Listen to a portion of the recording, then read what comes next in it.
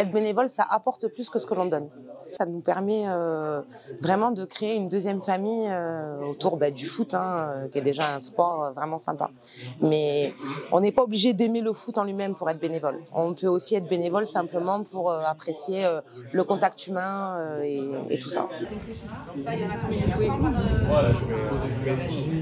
Je m'appelle Gwen, j'ai 2 enfants qui sont au club. Et Liam qui est mon petit dernier qui est en U7 et Lélio qui est en U13. Lélio est arrivé au club en U6, donc ça fait déjà 6-7 ans qu'on est au club. C'est un esprit tellement familial et tellement agréable que petit à petit, on a commencé à s'investir dans l'équipe, puis dans le club. Alors aujourd'hui, je suis responsable buvette et festivités, c'est-à-dire que je mets en place tout ce qu'il faut pour qu'on ne manque de rien, que ce soit pendant les entraînements, que ce soit pendant les matchs, qu'on ait un maximum de ventes, qu'on ait un espace particulièrement agréable. Et à côté, je m'occupe aussi de tout ce qui est festivités, c'est-à-dire prévoir les lotos, les fêtes de club telles que ça peut être Pâques, ça peut être le Noël du club, ça peut être les gros tournois, tout ce qui se passe autour du côté sportif. Par exemple, faire venir des snacks ou faire nous-mêmes les snacks, toutes ces choses-là. On a un côté très sérieux, très carré et en même temps un côté très festif où on apprécie énormément recevoir. Et je pense que c'est ce qui fait la force du club. Les bénévoles, on n'en a pas assez. Il faut vraiment qu'ils viennent. Nous, on est là, on est un club qui apprécie énormément les tournois. C'est vraiment une expérience extra. Et vraiment, il faut qu'ils viennent parce que c'est ce qui fait vivre un club et c'est ce qui fait que ça peut aider à promouvoir le club, mais aussi à promouvoir l'esprit de famille qu'il y a ici et se sentir encore mieux qu'on ne s'y sent déjà bien. Je suis directeur du Galéa Club du Chaux.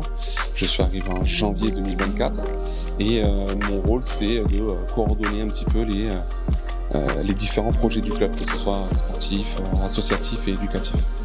On essaye d'y intégrer de plus en plus de moments éducatifs pour nos jeunes licenciés.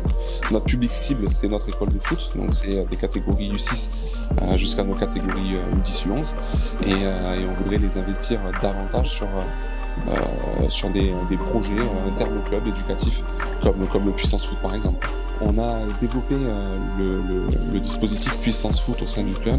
L'objectif c'était de faire de l'accompagnement scolaire, ou en tout cas d'avoir un créneau de soutien qui permette à nos jeunes licenciés qui ont parfois des frères et sœurs qui jouent sur d'autres catégories, qui du coup restent au terrain souvent à s'ennuyer, jouent un petit peu à la baballe avec les copains.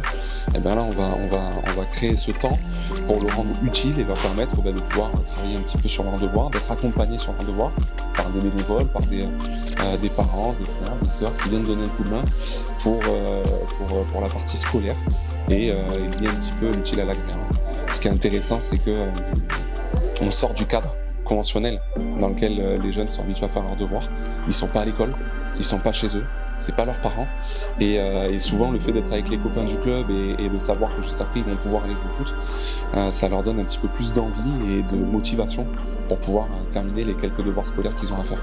On est de plus en plus investi sur le programme éducatif fédéral. On a manqué ces dernières années d'investissement sur ce programme-là. On le redéveloppe. On a un référent PEF aujourd'hui qui travaille sur le sujet et on multiplie les actions. Donc avec Nassim, référent PEF, et avec Mouib qui est sur la partie coordination sportive pour pouvoir multiplier ces actions en fait. On en est à quasiment une dizaine d'actions menées, dont 4 grosses actions. Ça peut aller de la marche verte dans le village, pendant les stages, jusqu'à des petits ateliers pendant les entraînements ou sur des événements un petit peu plus gros comme la bourse aux jouets qu'on est en train d'organiser, quoi.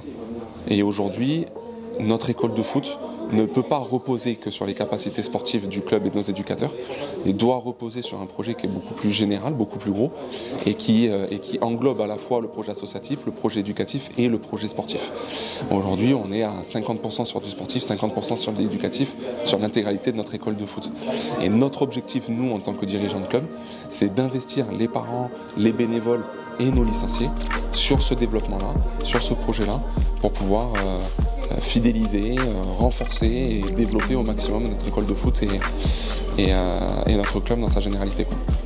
Moi je suis un Chaudois, Mon père a été trésorier au Gallia pendant 16 ans, il en a porté les couleurs, mon grand-père aussi. Aujourd'hui, ça fait, si je compte mes années joueurs au Gallia, je dois être peut-être à 25 années investi au club. Donc moi aujourd'hui, c'est ce qui me plaît le plus, quoi. Voilà, d'avoir fait de ce petit club de village un club sérieux.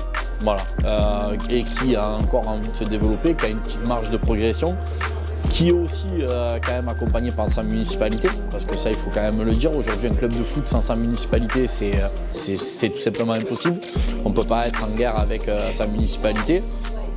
J'ai la chance d'avoir de très bonnes relations avec monsieur le maire et son conseil municipal, puisqu'ils sont assez présents avec nous. Voilà, mais c'est vrai que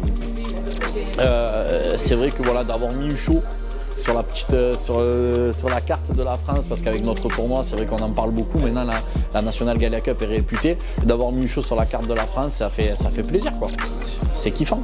Tu vois les étoiles dans les yeux des gamins, parce que quand tu as des clubs de type de village qui vont jouer la Juventus de Turin, le Benfica, le Sporting, le Paris Saint-Germain et autres, tu te dis, ben voilà, c'est pour ça qu'on fait ça. Voilà, donc aujourd'hui, ouais, et quand on voit tout ce que l'on met en place, voilà, ça reste à chaque fois des petits moments, mais qui sont kiffants. On a des petits plaisirs, mais tellement bons qu'on en oublie la lassitude et les tracas de la semaine. Voilà. On a su développer cette relation qui était basée sur l'associatif, maintenant en certaines relations amicales aussi. Donc c'est ça aussi, ce côté associatif qui nous permet en fait de créer des liens. Quand je vois ces gens qui arrivent à 8 h du matin tenir la buvette à 2 degrés et qui sont là, qui font les petits qui font les cafés, les petits déj pour les petits, qui restent là quand même une partie de leur journée un samedi, alors qu'ils pourraient peut-être profiter d'autres choses. Voilà. Je me dis aussi, c'est grâce à eux qu'on arrive à avoir ce club-là. Alors, nous, on est arrivé à prendre le train en marche, parce qu'on a réussi à structurer le club, mais on a des clubs qui sont quand même un petit peu moins structurés, ou peut-être c'est peut-être un petit peu plus compliqué pour eux. Mais je pense qu'on laisse, on ne forme pas assez nos dirigeants de club. Quelqu'un qui était investi a peut-être besoin d'être accompagné. Aujourd'hui, il faut prendre conscience qu'un club de foot, c'est aussi une petite entreprise. On fait du chiffre d'affaires, on a des sacrés chiffres d'affaires, on nous demande pas mal de documents administratifs, on nous demande pas mal de démarches administratives, et je pense que ça c'est important aussi d'accompagner ces dirigeants-là et ces clubs-là.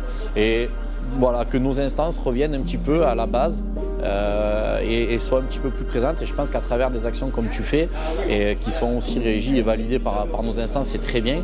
Et si on peut tirer de temps en temps les sonnettes d'alarme, et que ça peut servir à avancer sur d'autres sujets, voilà, à accompagner ces dirigeants bénévoles qui sont impliqués. Ça serait mon dernier mot.